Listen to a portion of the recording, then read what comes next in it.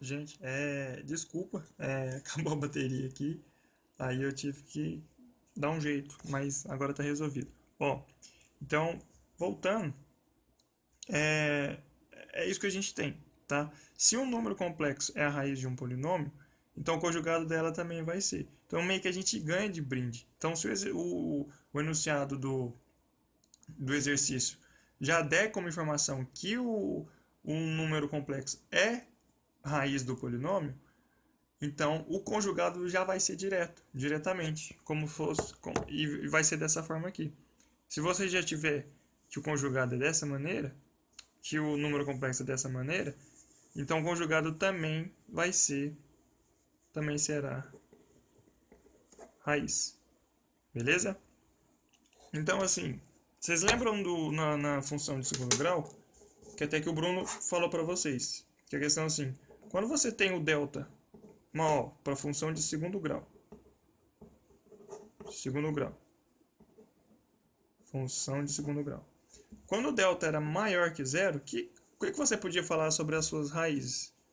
Você tinha duas raízes reais, não é? Quando o delta é igual a zero, o que você tinha? Duas raízes reais iguais aqui em cima, né? Ou distintas, perdão, distintas. Deu não na cabeça, eu só escrevi. Distintas. Beleza? E o delta igual a zero, o que a gente podia falar? Que existiam duas raízes reais e iguais, certo? Iguais, elas são iguais. Aqui era distinta. E quando o meu delta fosse negativo, o que aconteceria? Para falar em real, a gente nem tinha raiz, né? A gente não tinha raiz real. Mas é porque a gente tinha raiz complexa, porque agora a gente tem a ideia de um número complexo, certo? Então, seguinte, suponha esse exemplo aqui, ó, x ao quadrado mais x mais 1. Eu quero saber quais são as raízes desse polinômio aqui, certo? Desse polinômio igual a zero. Aí a gente faria delta, certo? Aí o delta seria o quê? B quadrado, né? Que eu já vou substituir, b quadrado, que ficaria 1 ao quadrado, né? Menos 4, vezes o a que vale 1, vezes o c que vale 1 também.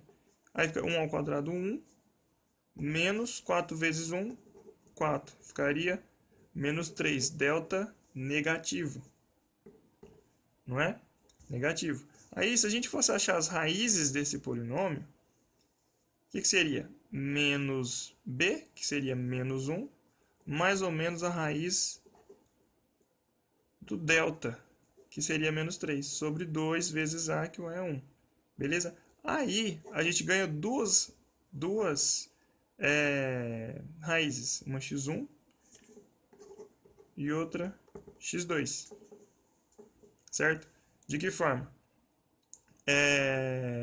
Ficaria o menos 1 mais a raiz de menos 3 sobre 2. E menos 1 menos raiz de menos 3 sobre 2, certo? Aí, vocês lembram que, por exemplo, raiz de menos 3 eu posso escrever como raiz de menos 1 vezes raiz de 3, concorda? Né? De raízes a propriedade é essa. Opa, aqui, a propriedade é essa. Raiz de menos 3 eu posso escrever como raiz de menos 1 vezes raiz de 3. Só que o que é raiz de menos 1 que a gente já definiu? Não é o i? Porque i ao quadrado dá menos 1 vezes a raiz de 3. Então posso escrever esse número aqui como sendo raiz de 3i. Raiz de 3i. Tranquilo? Aí, esse raiz de menos 3, eu posso escrever como sendo aí mais, né? Raiz de 3i sobre 2. Isso aqui seria o x1.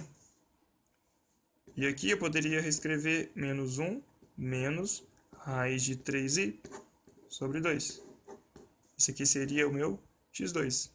Ou, em outras palavras, vocês estão percebendo que ó, isso aqui é a mesma coisa que menos 1 sobre 2 mais raiz de 3 sobre 2i. E aqui menos 1 sobre 2 menos raiz de 3 sobre 2i. Ou seja, eu tenho uma parte real do meu número complexo e a parte imaginária.